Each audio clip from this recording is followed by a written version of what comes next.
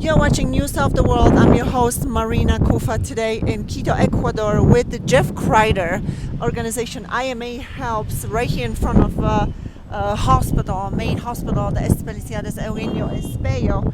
And we will talk a little bit about the healthcare system, how difficult it is, and what the organization does. They practically come here, they donate their time to do surgery, to save people's life, donate supplies and time. How difficult it is? Because I know you guys struggling. Yes. Well, IMA Helps is a nonprofit humanitarian organization. We've been doing these medical missions for 21 years now. And basically what we do is we assemble a team, a hospital team with all kinds of different medical, surgical specialties. We even have a team of dentists, and we have a prosthetics team that does prosthetics for the legs. And we assemble the team, and then we go to different countries and we do medical missions.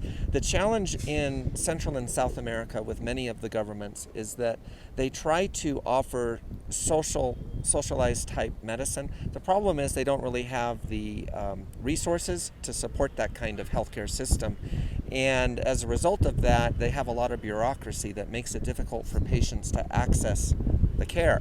And oftentimes, even when they do get appointments and when they get opportunities for surgery, the patients are required to pay for the supplies that are needed for their surgeries, and they can't afford it. And so there's bureaucratic hassles, and then there's resource difficulties. That's the main resource issue difficulties. Here, yes. So what we try to do when we're down working on humanitarian missions in these countries is we try to enable them to bypass those barriers, because we ship our own supplies down here, and we also purchase supplies that we need for surgeries and other services.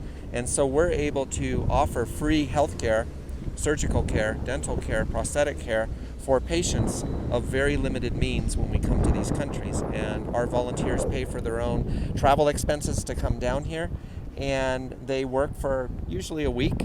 And this mission in Quito is very significant because this is our first one during the COVID-19 pandemic. We were unable to travel last year because of all the international travel restrictions facing Americans in particular.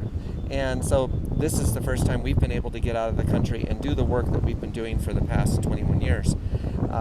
The other thing that's really significant is we have specialists who are able to offer surgeries that are very difficult to get in countries outside the United States, especially in countries of limited means. So we're able to offer often life-changing surgeries for people, correcting facial deformities and other types of issues that they have that not only affect their physical appearance, but affect their economic ability to support themselves, because in many countries there's so much discrimination they can't get hired if they look unusual. And so we not only provide them with surgeries that assist them from a medical standpoint, but assist them from an economic standpoint and make them better able to take care of themselves and their families. Thank you so much. Brought to you by News of the World. I'm your host, Marina Kufa, live from Quito, Ecuador.